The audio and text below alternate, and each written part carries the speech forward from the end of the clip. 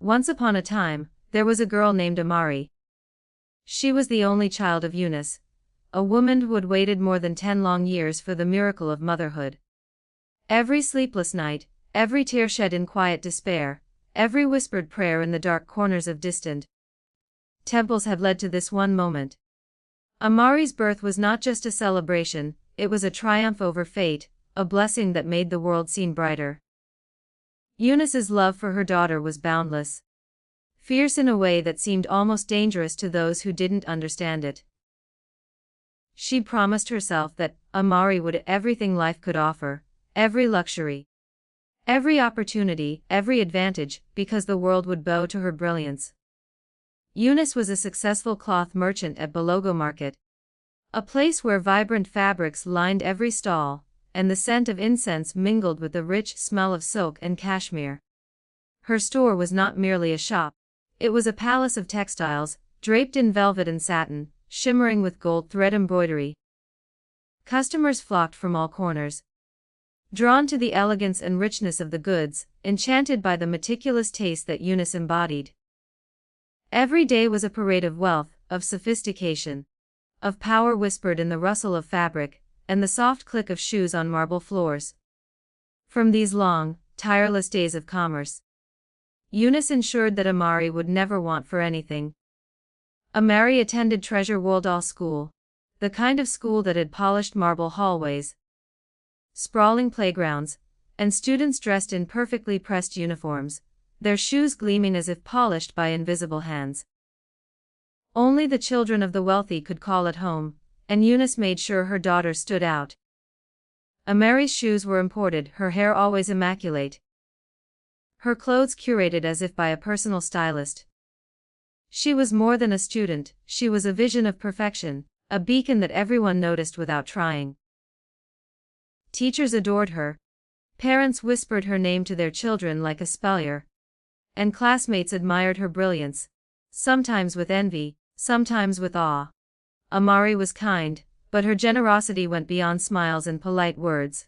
She would leave small gifts for classmates, a carefully chosen perfume, a hand-stitched notebook, chocolates wrapped in gold foil, and her mother taught her that each gift carried an invisible power, a currency of respect and influence. In class, Amari was a marvel, intelligent beyond her years, polite, poised, always at the top of the list. Every prize given day, she ascended the stage to collect award after award, her name echoing through the auditorium, her mother's pride sparkling in her eyes like diamonds under the chandeliers. Yet beneath the glittering surface of her life, shadows lurked, shadows that would soon take form. The new girl arrived at Treasure World School with a quiet brilliance that reveled Amari's own. Lara Williams Benson was different, not just in beauty, though she could rival Amari in elegance, but in mind. Her first week was enough to make whispers spread like wildfire through the corridors. She solved math problems faster than any classmate, often faster than the teacher herself, and soon earned the nickname, the working calculator. Lara's generosity in helping others, her patience, her humility, only fueled admiration for her. The seeds of envy began to sprout quietly in Amari's heart. For the first time, someone might challenge her crown. Amari, taught to wield gifts as tools of influence, offered Lara a gift, a beautiful, carefully wrapped box meant to welcome her. Lara's refusal shocked Amari, no one had ever refused her generosity. That small act ignited a storm of feelings she could not name: confusion, frustration, a sharp ache she could not hide. Her mother, sensing the stirrings of envy, whispered in her ear, a secret known only to them, "Do not worry, my dear.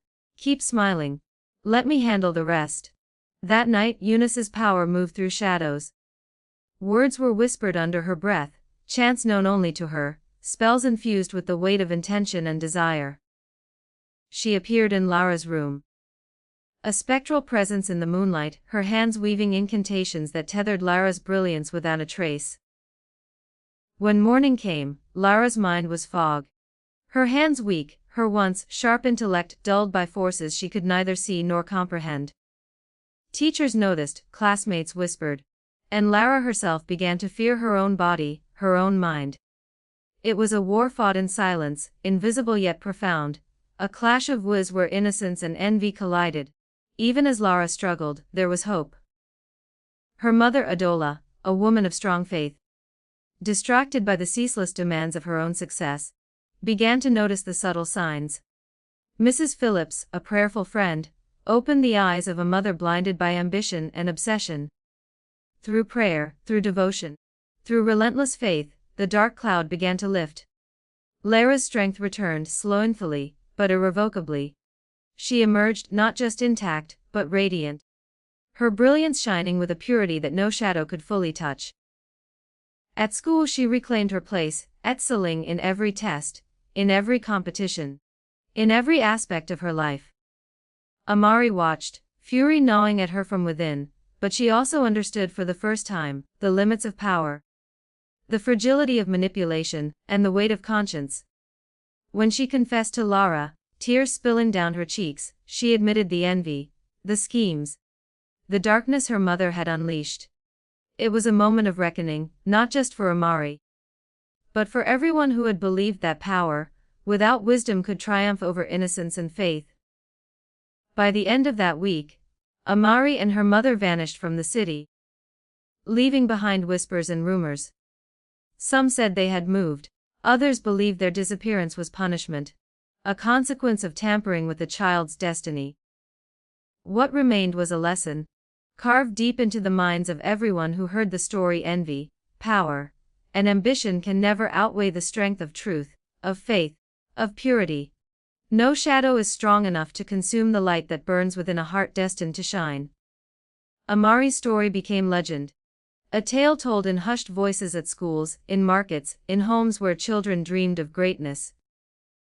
The luxurious life she had been promised, the power she had sought, became secondary to a truth far greater: that the real treasure is the light within, the courage to face darkness, and the love that guides one through the shadows. Every silk, every gold, threaded fabric, every trophy, every applause, all pale before the brilliance of a spirit uncorrupted, a mind unbound, and a heart that dares to rise above envy, fear, and manipulation. The silence that followed Amari and her mother's disappearance settled over Treasure World School like dust after a storm. Students continued their studies, teachers delivered their lectures, and life slowly returned to its ordinary rhythm. Yet something in the air felt different. It was the kind of silence that speaks louder than chaos, a silence filled with unanswered questions and lessons no one wanted to admit. Lara sat beneath the grand window of the school library, holding her mathematics book in her lap. Outside, the sun shone across the carefully maintained gardens, where wealthy parents often waited in their luxury cars. Black polished vehicles with tinted windows lined the driveway, their engines whispering softly like sleeping beasts. Students walked past wearing designer backpacks, laughing about weekend trips to coastal resorts, private islands, and high-end shopping districts where life shimmered in gold and glass. Lara did not feel envy anymore. The darkness that once clouded her mind had slowly dissolved under the warmth of prayer, love, and care from her mother. Adola had changed too. She woke earlier every morning, abandoning late-night business negotiations to sit quietly with her daughter in prayer. They would sit in the living room of their modest, but beautifully arranged home, where soft golden sunlight filtered through lace curtains and touched the wooden furniture polished with care. Adola had learned something painful and beautiful: at the same time, success without spiritual grounding could become a cage. Wealth without protection of the heart could become a weapon turned against the innocent. Lara's dreams had changed. She no longer dreamed of shadowy rooms filled with children sitting silently while strangers fed them strange food under humming spells. Instead, she dreamed of walking through vast open fields filled with light, where books floated gently in the air like feathers waiting to be touched. In those dreams, she felt strong. School life moved forward, examinations returned, and Lara studied with quiet determination. The first test after her recovery shocked everyone. Lara scored the highest marks in mathematics, science, and literature. The teacher stared at her paper for a line before nodding slowly, almost as if confirming something he had already feared or expected. Students whispered, "Shoot is back. The working calculator is back." But Lara only smiled gently when she heard the nickname. Because she had learned something deeper than academic brilliance. She had learned endurance. Meanwhile, far away from the city, Eunice sat inside a dimly lit room in a forgotten town, where the air smelled of dust and burnt incense. The fire that had struck her during the night of prayer still burned invisibly beneath her skin. Doctors had examined her, but they could find no physical cause for the pain that tormented her hand. Her business empire had begun to shrink. Customers who once trusted her cloth store started shopping elsewhere. Some said they felt uncomfortable entering her shop, though they could not explain why. Amari sat beside her mother silently. "Mama," Amari said one evening, her voice barely above a whisper. "Yes, my child. Do you think we were wrong?" Eunice did not answer immediately. Outside, the evening sky turned the color of deep royal blue. The kind of sky that luxury hotels used as inspiration for their evening lighting designs. Distant city lights shimmered like diamonds scattered across velvet darkness. Finally, Eunice spoke. "Power is not wrong, my daughter. But how we use it matters." Amari looked down at her hands. "I am tired of being afraid of someone else taking my place." Eunice touched her daughter's hair gently. "Then stop fearing. Fear is what invites darkness." "But the fire." "The fire is a warning," Eunice said quietly. "Some doors should never be opened." For the first time, Amari saw uncertainty in her mother's eyes. The woman who had once seemed unstoppable now carried the weight of something she could not defeat. Back at Treasure World All School, preparations for the annual award ceremony began. The ceremony was more than celebration, it was social power. Parents dressed in expensive evening gowns and tailored suits would attend. Luxury cars would park outside the grand hall, where crystal chandeliers reflected golden light across marble floors. Students dreamed of hearing their names announced by the principal.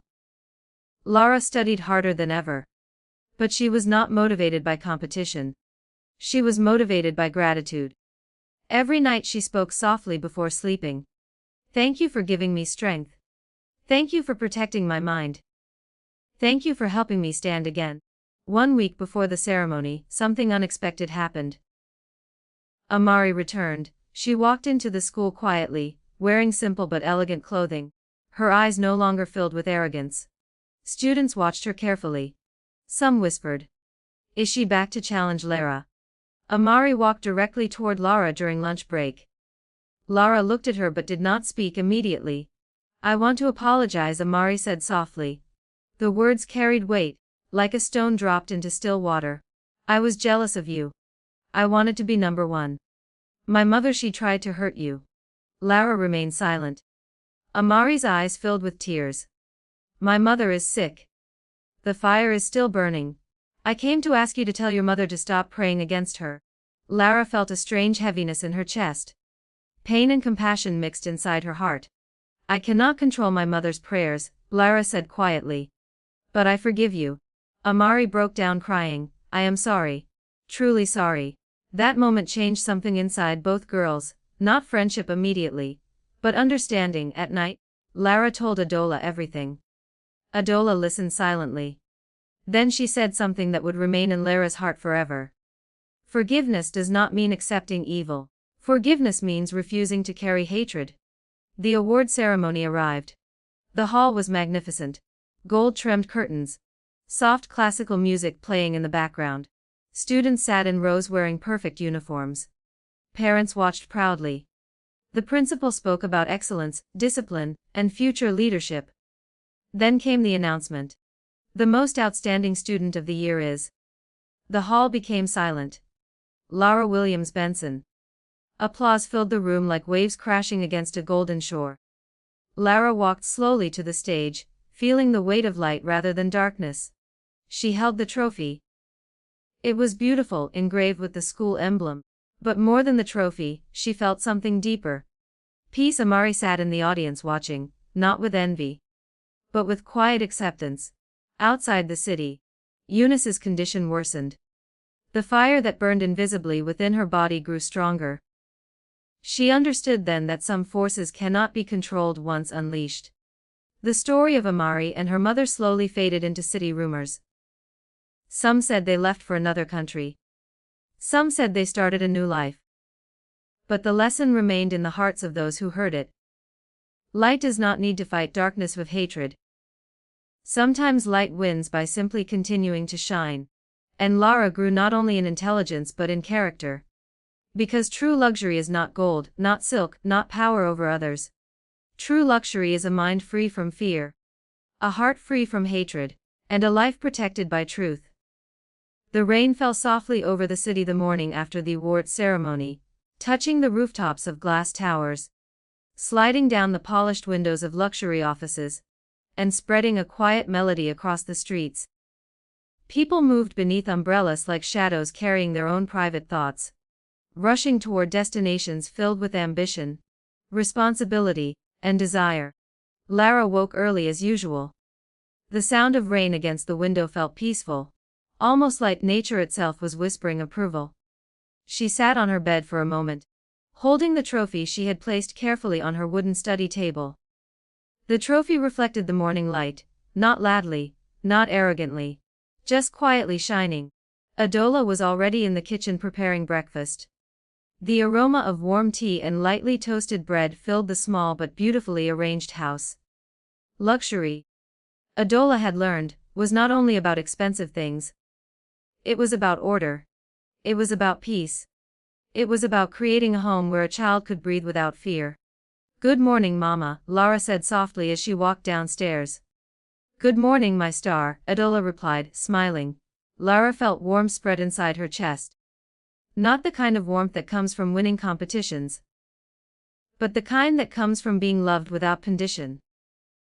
"Mama," Lara said after sitting down, "do you think Amari and her mother will be okay?" Adola poured tea into a delicate porcelain cup.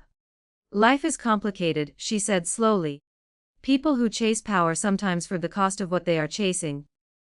Lara thought about that. She thought about Eunice, the woman who had once stood in the shadow of her room, speaking words she did not understand. "Do you think darkness can change?" Lara asked quietly. Adola looked at her daughter for a long moment. "Yes," she said. "If the heart is willing to admit truth." Meanwhile, far away in the forgotten town, Eunice lay on a bed inside a small medical clinic. The fire was no longer visible to others, but inside her body, she felt burning.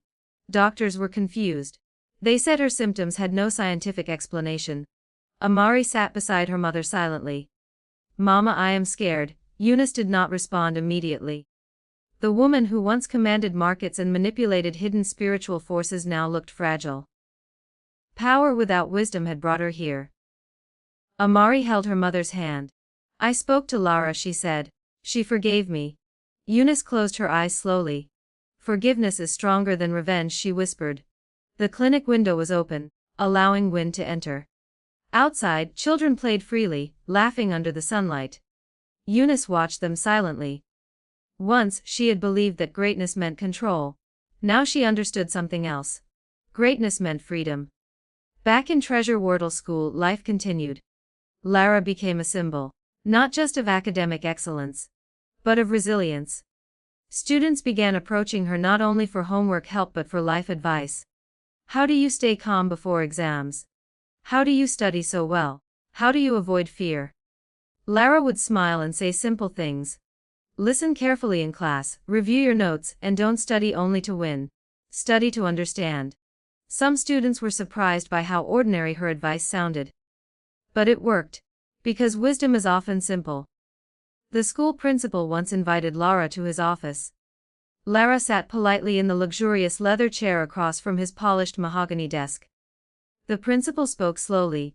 "You have a special quality," he said. "Not just intelligence. You carry peace." Lara felt shy. "Thank you, sir. Do you have plans for the future?" Lara thought for a moment. "I want to become someone who protects children's education," she said softly. "I want children to grow without fear of losing their talents." The principal nodded. "That is a noble dream." Outside, luxury cars waited for parents who came to pick up their children. The world outside school was still filled with competition, wealth, social status, silent battles for recognition. But inside Lara's heart something stronger lived. Purpose. One evening, Amari returned to the city secretly. She met Lara near the school garden where white flowers grew beside marble benches. "I want to start again," Amari said. "Not as your rival. As someone who wants to learn." Lara nodded slowly. "Start with honesty," she said. Amari cried quietly. "I am afraid my mother will die." Lara placed her hand gently on Amari's shoulder. "Then let us pray. Not against your mother, but for healing." That night, two girls sat beneath the moonlight, praying quietly in their own ways. Far away, in the clinic, Eunice felt something strange. The burning sensation inside her chest began to soften. Not immediately, not completely, but enough to allow her to sleep peacefully for the first time in months. Days later, her condition improved slightly. Doctors could not explain it. But Eunice knew. Some battles are not won by force. They are won by surrender. Time passed. Amari and her mother eventually left the town quietly. No grand announcement, no dramatic farewell, just disappearance into a new life. People stopped talking about them. The city moved on. Lara continued her studies. Graduated with honors. Received scholarship offers from prestigious universities. But more important than any certificate was the character she carried inside her. She never forgot the lesson she learned. Jealousy can dress itself as kindness. Power can hide inside generosity. And darkness often speaks in the language of love. Years later, people would tell the story of the girl who lost her glory and found it again through faith, forgiveness, and resilience. They would say that true luxury is not the life you display. It is the peace you keep inside when the world tries to steal your light. Because no mother's dark secret, no jealousy, and no hidden power can destroy a destiny protected by truth, love, and courage. And somewhere in the world, Lara Williams Benson continued walking forward. Shining quietly, not trying to be the brightest star in the sky, but choosing to be the light that helps others find their way home. Time moved quietly after the day Amari and her mother disappeared from public life. The city grew taller, louder, and brighter with neon lights reflecting across glass towers that reached toward endless skies.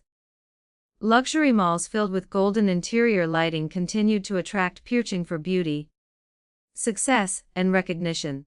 Businessmen signed contracts inside quiet restaurants where soft piano music played beside polished silverware and crystal-lined glasses. But inside Lara's heart, something deeper than wealth or success was growing. She was no longer the girl who feared shadows in her dreams. She was no longer the child who felt weakness in her hands when touching a pen. She had grown into a young woman carrying calm strength. The kind that does not shout but commands respect through presence alone.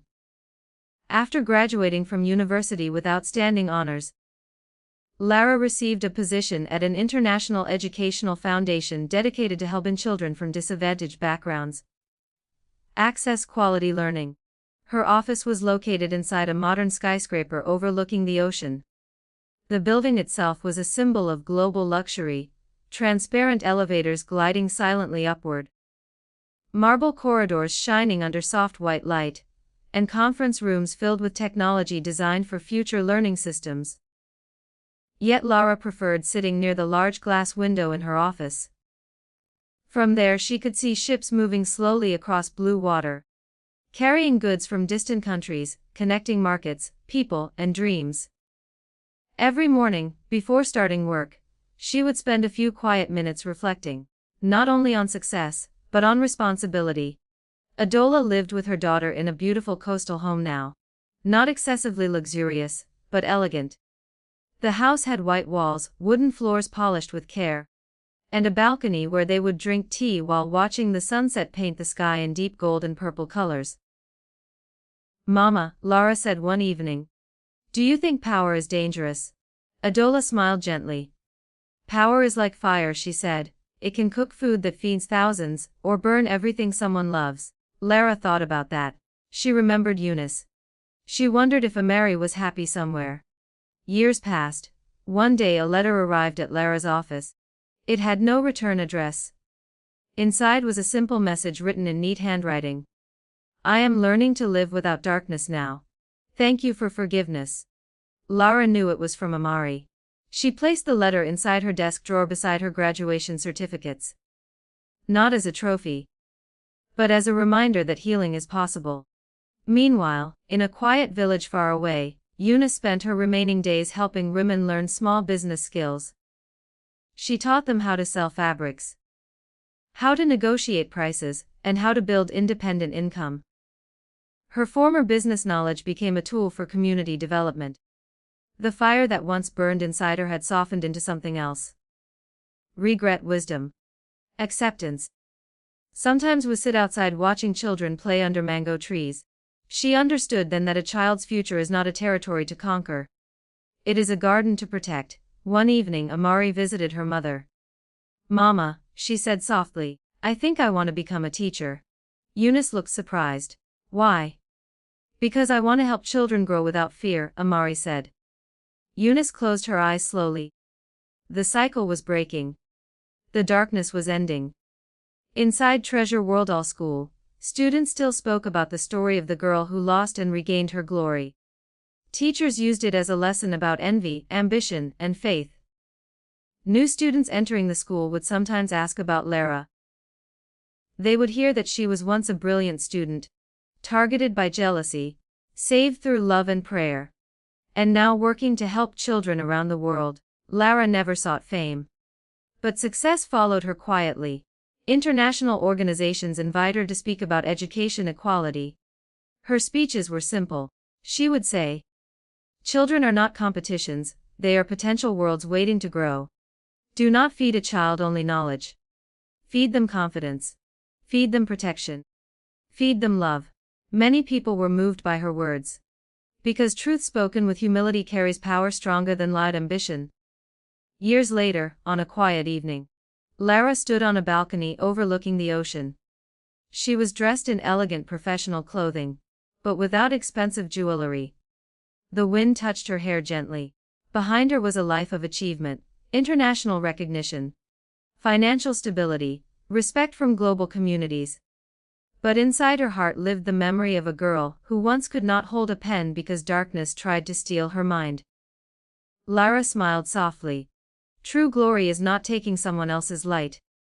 True glory is choosing to shine without fear. The story of Amari, Eunice, and Lara became part of city folklore.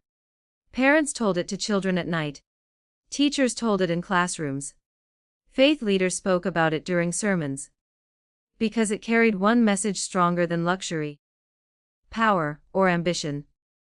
In a world where people chase brightness by trying to dim others, the greatest victory is protecting the light inside a child's heart.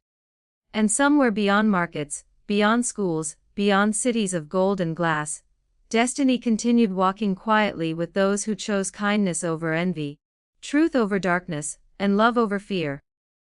The girl who lost her glory learned that was never meant to be stolen. It was meant to be lived. And her life became a story people would remember whenever they forgot that the strongest luxury in the world is peace.